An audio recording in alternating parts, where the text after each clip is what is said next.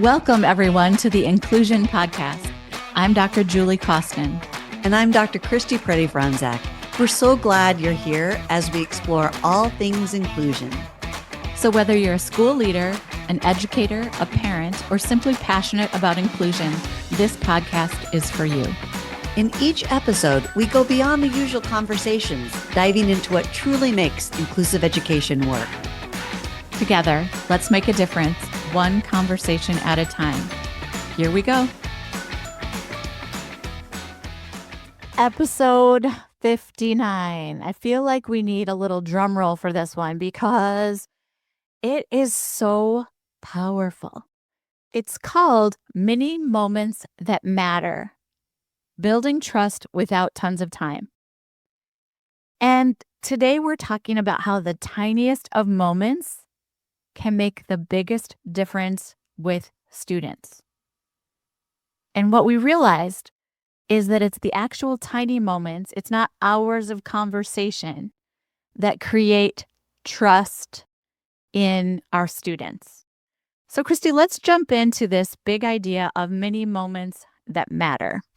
Yeah, I was just thinking about I don't know how I do this, but you say one thing and I have 8 memories, but I was like, in all my important relationships, was it the mini moments that mattered? I was like, it kind of was. It's sometimes the things you remember the most versus maybe the things that you spent hours on lesson plans about. So I also like this idea, Julie, because we were always saying relationships are so important, but there's so much pressure to cover the content. And so it's like, oh, how do I do both? Those were some of the things I was kind of thinking about. Yeah, and just to extend that, how do I do both in a meaningful way? I think educators are constantly walking that line of, I've got to build relationships and build connection and build trust because I know that that's the only thing that matters when it comes to helping kids learn. And yet, of course, you're creating your lesson plans and covering your content and all those pieces and parts. And so we're going to show you today 23 ways to be able to do both kind of at the same time. And we're going to share with even argue, you can do it with 20 kids, 30 kids, 35 kids, right? That's an important factor too. That's right. Some of it you can do all at the same time. And then some of it will give you some strategies for just one-on-one when you just have a moment to connect with a kid, and we'll give you a bunch of really cool ways to think about that. Yeah. So speaking of the 23 ideas, in case you want to follow along with us or you want to just grab it and go, you can get it at inclusiveschooling.com/download 59, and you will get all of the ideas that Julie and I are sharing in this episode. So when we say mini moments, we're not talking about extras. We're talking about the essentials of using your time really wisely so that people, students who struggle with regulation, who've experienced trauma, who are navigating disabilities, who are neurodivergent, have a little different kind of support through your relationship. And so what makes a mini moment work? And I'm just going to give you 4 things, Christine. You can just comment because I think it's just so important that people need to know, well, what is it that makes it a mini moment? What are you even talking about? So it's brief and intentional. The goal is connection. It's emotionally safe. And the point of it says, you matter to me. Well, I'll give you a quick example from my dance lessons as I was thinking about each of those 4. And it's actually one of our mini minutes that we talk about in Behavior 360, where you do the thumb meter check-in. Yeah. My dance teacher, Evan, will do this all the time. And I'll show how it meets these 4 things. Okay. And I would say intentional doesn't mean planned. So he said brief, but intentional, meaning anytime we learn a new pattern or we do something, he'll just be like, how are we feeling about that? And then people do a thumbs up, thumb sideways, or thumbs down. So his goal is not to do anything other than to connect and get a read. It's also optional. He doesn't check it, go, Julie, how are you feeling about this? Christy, how's yours? And you don't really have to look at anybody else's. So there's no forced disclosure. If you choose Yes. not to do a thumb up, down, or sideways, or you could do something else. You could make a face. You Yeah. could jump up and down. He doesn't invite those, but he's reading the room. So you know if you go make a face, he's probably going to see that. If you're like, smile, he'll probably see that and get to know. And then it says, oh, it matters to him that I'm feeling good enough to move on. So Mhm. that's, we give that example in Behavior 360, but I was Mhm. thinking of Evan as you walked through why they work and Yeah. what they are, just in a really practical way in my own life. That's right. So, Christy, taking from Evan, a simple strategy that we offer in Behavior 360 is everybody share how you're doing. Fist to 5.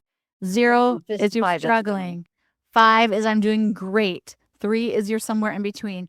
And when Christy said not everybody has to look around, I like to do a fist to 5 very close to your chest. And so Mhm. I can very quickly as the teacher. So I used to do this, Christy, with 200 college students at once. Sure. And I would look and I could remember those people that were zeros, Yeah. right? I could remember because I'd be like, oh, it's only those 4. Got it. And I would know to check in with them.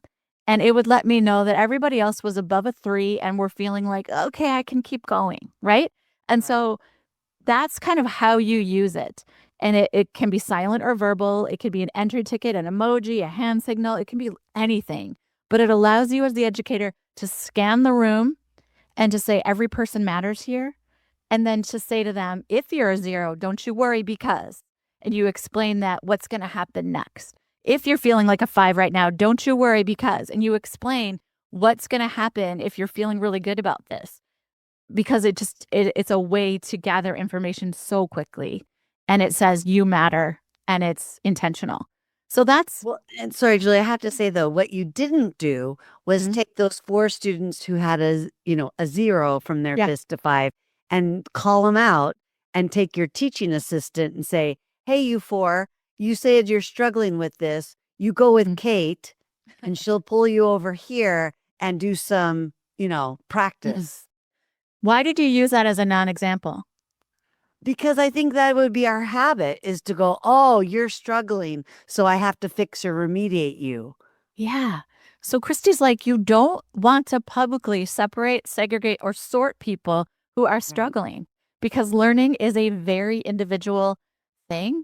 And yes, it's important that you, as the educator, know that there's going to be some people that are feeling like a 0 at this moment.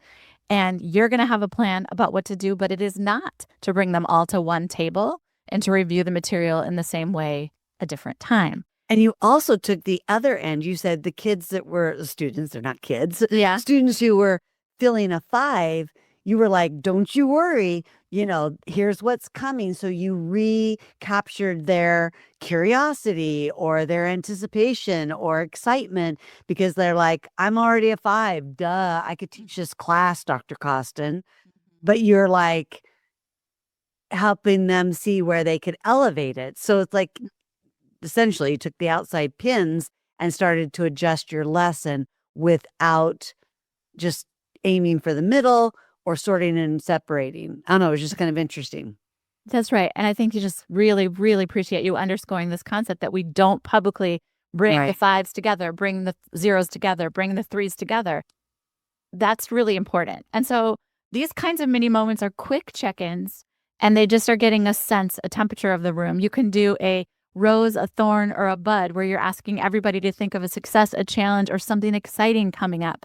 Those are whole class mini moments where you can gather everybody's information.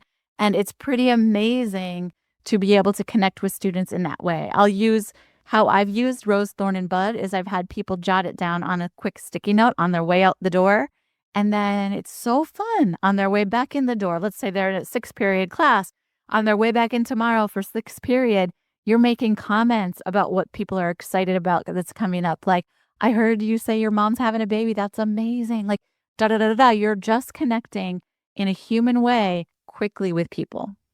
And speaking of connecting, we're going to shift over to the download for this episode that has 23 ideas that help you aim to connect. If you want more about mini moments, the link in the show notes for episode 59 will take you to Behavior 360 our on-demand PD. And we have a whole session that's actually titled The Power of Quick Check-In, Building Trust Without Tons of Time, Mini Moments That Matter. So we'll go into more detail in Behavior 360, but you can get the download for the 23 connection starters. And Julie's going to highlight a few, but you can get them at inclusiveschooling.com/download 59. And Julie, I'll let you wrap up this episode by walking through a few of your favorites. I won't limit you to just one.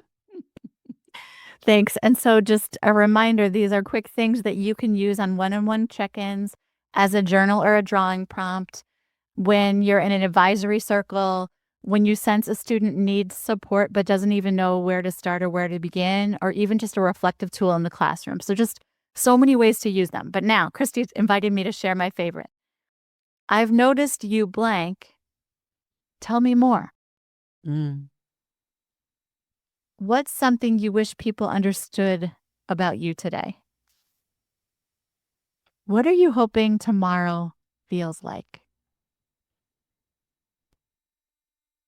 Do you want company or do you want space right now? Do you want to share something or can we just sit together? What's something small you need right now? I'm just glad you're here. Those are some, Christy. There are 23 in this handout. So please enjoy, download the handout, check them out. And we can't wait to hear from you. What happened when you started to create more mini moments in your classrooms? Let us know over at inclusiveschooling.com. Thank you for tuning in. And don't forget to subscribe and catch up on past episodes where we share valuable insights, straight talk, and practical steps to challenge outdated special education practices. You can find every episode with the show notes at inclusiveschooling.com/inclusion-podcast to build more inclusive schools together.